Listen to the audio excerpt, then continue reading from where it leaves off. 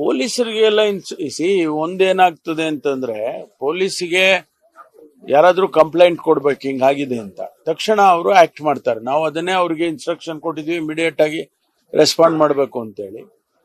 Suo motu ತಗೋಬೇಕು ಅಂತೇಳಿ ಮೊನ್ನೆ ಮೀಟಿಂಗ್ ಆದಾಗ ಕೂಡ ತಿಳಿಸಿದೀವಿ. ಒಂದ್ ವೇಳೆ ಗಮನಕ್ಕೆ ಬಂದ್ರೆ ಇಮಿಡಿಯೇಟ್ ಆಗಿ ನೀವು ಆಕ್ಟ್ ಮಾಡಬೇಕು ಅಂತೇಳಿ.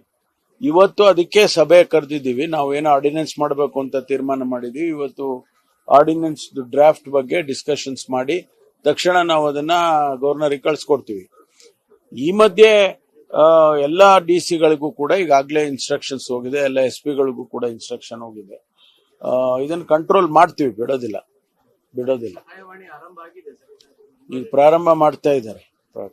ಈಗ ನಮ್ಮ ಡ್ರಾಫ್ಟ್ ಅಲ್ಲಿ ಕೂಡ ಡೆಪ್ಯೂಟಿ ಕಮಿಷನರ್ಸ್ಗೆ ಹೆಚ್ಚು ಪವರ್ ಕೊಡಬೇಕು ಅಂತೇಳಿ, ಅದಕ್ಕೆ ಯಾವ್ದೊಂದು ವಿಂಗ್ ಮಾಡಬೇಕು ಅನ್ನೋದು ಕೂಡ ನಾವು ಪ್ರಸ್ತಾಪ ಮಾಡಿದ್ದೇವೆ.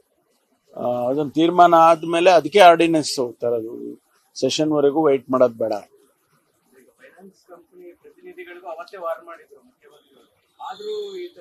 ಇಲ್ಲ, ಅವ್ರು ಏನಾಗಿದೆ ಅಂದ್ರೆ ಕೆಲವು ಕಡೆ ಔಟ್ಸೋರ್ಸ್ ಮಾಡಿಬಿಟ್ಟಿದ್ದಾರೆ. ಕಂಪನಿಯವರ ಕಡೆಯಿಂದ ಔಟ್ಸೋರ್ಸ್ ಮಾಡಿ ಅವ್ರೇನ್ ಮಾಡ್ತಾರೆ ಅಂತಂದ್ರೆ, ಹೋಗಿ ಫೋರ್ಸ್ಫುಲ್ ಆಗಿ ಕೆಲವ್ರನ್ನೆಲ್ಲ ಕರ್ಕೊಂಡೋಗಿ ಗುಂಡಾಗಳ ತರ ಅವ್ರನ್ನ ವರ್ತನೆ ಮಾಡ್ಕೊಂಡು ಮಾಡ್ತಾರೆ. ಅದು ಮಾಡಬಾರ್ದು, ಮಾಡಿದ್ರೆ ನಿಮ್ಮೇಲೆ ಕ್ರಮ ತಗೊಂತೀವಿ ಅಂತ ಕೂಡ CM ಅವರು ಹೇಳಿದ್ರು. ಯಾರು ಆ ಏಜೆನ್ಸಿ ಯಾವ್ದಿದೆ, ಯಾವ ಮೈಕ್ರೋ ಫೈನಾನ್ಸ್ ಇಂದ ಆ ತರ ಮಾಡ್ತಿದ್ದಾರೆ, ಅವ್ರ ಮೇಲೆನೆ ನಾವು ಕ್ರಮ ತಗೊಂತೀವಿ, ಇಂಡಿವಿಜುವಲ್ಸ್ ಗಿನ್ನ ಹೆಚ್ಚಾಗಿ ಅಂತ ಹೇಳಿದ್ದಾರೆ. ಅದನ್ನ ಮಾಡ್ತೇವೆ, ಬಿಡೋದಿಲ್ಲ. ಯಾವ್ದ್ರದ್ದು ಅಲ್ಲ, ಇವತ್ತು ಫೈನಲೈಸ್ ಮಾಡಿದ್ರೆ ನಾಳೆ ನಾವು ಮಾಡ್ತೀವಿ.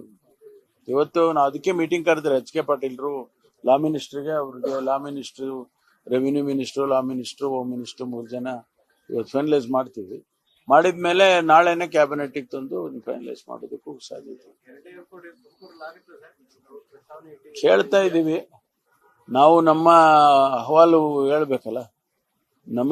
ನಮಗೇನಂದ್ರೆ ಆ ಭಾಗದಲ್ಲಾದ್ರೆ ಸುಮಾರು ನಾರ್ದರ್ನ್ ಕರ್ನಾಟಕದಿಂದ ಬರೋರಿಗೆಲ್ಲ ಅನುಕೂಲ ಆಗುತ್ತೆ. 22 ಡಿಸ್ಟ್ರಿಕ್ಟ್ ಬರುತ್ತೆ, ತುಮಕೂರು ಅದು ಹೋಗುತ್ತೆ.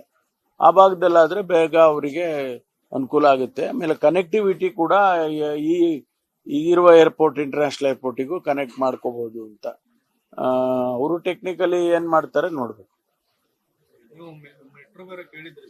ಮೆಟ್ರೋದ್ರು ನಡೀತಾ ಇದೆ. DPR ಇನ್ನೂ ಫೈನಲೈಸ್ ಆಗಿಲ್ಲ. DPRಗೆ ಹೈದರಾಬಾದ್ ಕಂಪನಿ ಕೊಟ್ಟಿದ್ದಾರೆ, ಅವರು DPR ಇನ್ನೂ ಸಬ್ಮಿಟ್ ಮಾಡಿಲ್ಲ. ಮಾಡಿದ್ಮೇಲೆ ತೀರ್ಮಾನ ತಗೊಳ್ತೀವಿ. PPP ಮಾಡೆಲ್ನಲ್ಲಿ ಸರ್ಕಾರದ್ದೇನು ಇನ್ವೆಸ್ಟ್ಮೆಂಟ್ ಇರಲ್ಲ. ಅದ ನಂತರ DPR ಬಂದ ನಂತರ ಗವರ್ಮೆಂಟ್ ಆಫ್ ಇಂಡಿಯಾಗೆ ಪರ್ಮಿಷನ್ ಕೇಳಬೇಕಾಗುತ್ತೆ. ಯಾಕೆಂದ್ರೆ ನಾವಲ್ಲಿ ರೋಡಿನ ಮಧ್ಯದಲ್ಲಿ ಹೋಗೋದಾದ್ರೆ ಮೀಡಿಯನ್ ನಲ್ಲಿ ಅವ್ರು ಪರ್ಮಿಷನ್ ಕೊಡ್ಬೇಕಾಗುತ್ತೆ. ಅದು ನಡೀತಾ ಇದೆ.